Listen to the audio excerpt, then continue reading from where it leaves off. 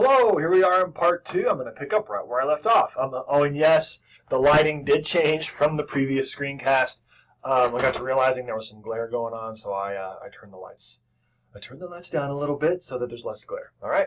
So why is this important? We were talking about intent getting ascribed onto us, written onto us from the outside. People attribute intent to our behavior. So think about this. People are going to attach meaning to your behavior. They're going to attach intent to your communication. So, for example, if you're in my class and you yawn, then I can put meaning onto that, whatever your intent around it was. So, as the professor, I can see someone yawn and go, "Oh my gosh, they must be bored and I must be doing a horrible job in class." But the truth there is that might not be the right intent for me to put on that behavior, right? You may have just been tired because you didn't get much sleep last night. Maybe you were up late playing your favorite video game. Maybe you were up late on the phone with the person you love in the world the most or whatever. I don't know why you're yawning, but I can put meaning and intent on that, right? And then it also gets assumed. We assume intent, especially in the midst of conflict. Whenever we are in the middle of conflict, our gauge on intent can really get jacked up. So we have to ask these questions of intent because it's important. And when we're studying interpersonal communication, what we want to do is we want to be able to, first of all, understand we have intent. And then whenever we communicate, the goal then is not just to have them get the meaning that we want. We want the actual intent that we have to be clear so that whatever gets decoded, whatever gets received is actually the intent and meaning that we wanted, right? So that brings us to the next part of this. Back with all of these questions of intent. Where am I at here? We have to go back because I have my slides out of order. Back with all of these questions of intent, we have meaning, right? The relationship between meaning and intent. Does meaning necessitate intent? So now what we have to do with these questions of intent floating around our mind, and by the way, folks, the important stuff for us is that it gets ascribed, attributed, and assumed whenever we are communicating. What side of the always or not always thing you're on, that's up for you to decide. But I say always, and your textbook probably has a little bit of both in the way that I read it. So even if they say one is always communicating, and we agree with that, they'll still give examples where it's not. So with all of this happening, now we have to ask questions about meaning. Okay, so we've done intent. Let's talk about meaning now. Okay, so following form, I am going to start with a quotation, just like I did last time. So last time we had one cannot not communicate. Now we have this. Words don't mean, people mean. I know, it sounds a lot like that old saying, guns don't kill people, people kill people. But this one, for our purposes, carries a lot of meaning. Ha ha ha. Okay? So what we're going to do then is I'm going to talk to you about what this is saying. So what this means is that meaning isn't in the words themselves. The back and forth meaning making that we do, even within ourselves, okay? The meaning that happens is not in the words, it's not in the language, it's not in the body language, okay? It's in us. The meaning is in us. It's in our culture. It's in our what I'm going to explain is our representational system. Okay, what it is we have you as a human being have the capability of using the tools that are given to you to make meaning. And yes, there are some things where that word means that, but meanings change over time, and little new pieces of language pop up all the time. So much has changed around, text to speak and all of the terms for people and their relationships with texting. So like, I had to have someone explain to me what ghosting means, And I mean, I knew what it was because it's happened to me, sort of, and I've accidentally done it to people. But I was like, oh, ghosting. Okay, it's oh yeah, you took a word and you made it mean something else. So I want to explain this thing now here because we have. I want to get this here. So we're talking about meaning, right? So now the question becomes, all right, if we're talking about meaning, the question becomes, wow, I thought this would look cooler than it is, and it just kind of looks crazy. But I'm going to roll with it. The question is how? How do people mean? Because we do. I mean, clearly we do. How, though? How do we make meaning? All right? Yes, this links to what we're talking about. So we go forward here to the correct slide here, okay?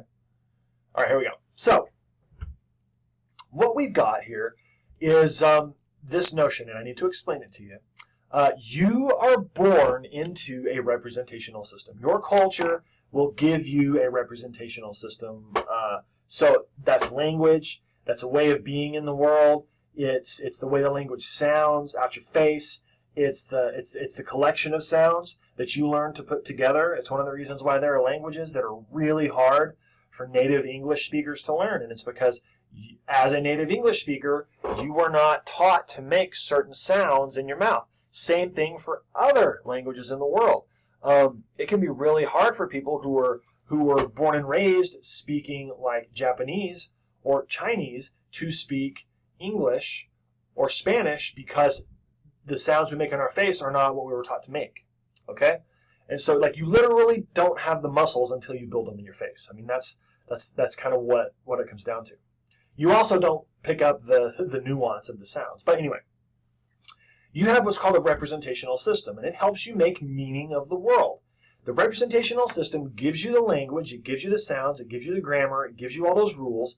You learn them, and then it attaches those words to things in the world.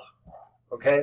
So like for example, I am sitting here at my desk, and I can say, this is a thing in the world, okay? And I'll hold up to the camera right here, okay? This is a thing in the world, all right? And most of us can tell just by looking at it what it is. Sorry, my camera is a little different. Sorry, see that? Okay, so this is a thing in the world. It's the representational system that gives me an understanding of it, all right? So representational system tells me Sharpie. Well, what's a Sharpie? Well, a Sharpie's a marker. Okay, it's a marker. Well, what about this thing? Isn't this a marker? Well, yeah, but it's a highlighter, and that's a different kind of marker. And so your representational system, you will have categories for things like markers, and then and in your brain, well, you don't know, you learn it. Your brain groups all this stuff together with the representational system so that under markers, and markers, by the way, is under a larger group of writing utensils, right, where you've got different types of little things. And so, I could even do this. Here, I have a pencil, okay? So these are all writing implements. They would all be under one big category, but they would be in separate subcategories, right? Because these are, and actually all three of these would be in separate subcategories of some sort, because even while these two would be in markers, they wouldn't be together because Sharpie and highlighter are different, right? And a pencil is different from a pen, but they're all writing implements. So this helps you make sense of the world.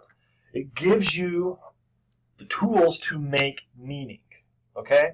So here's what I want to do. I want to do a little bit of a thought experiment, so please play along. We're online here, so I can't tell if you're playing along or not. But I'm just going to ask you to do something, and it's going to require very little effort on your part. You shouldn't even have to move, okay? What I want to do is this. I'm going to ask you to do something, okay? It's real simple. Ready? Here we go.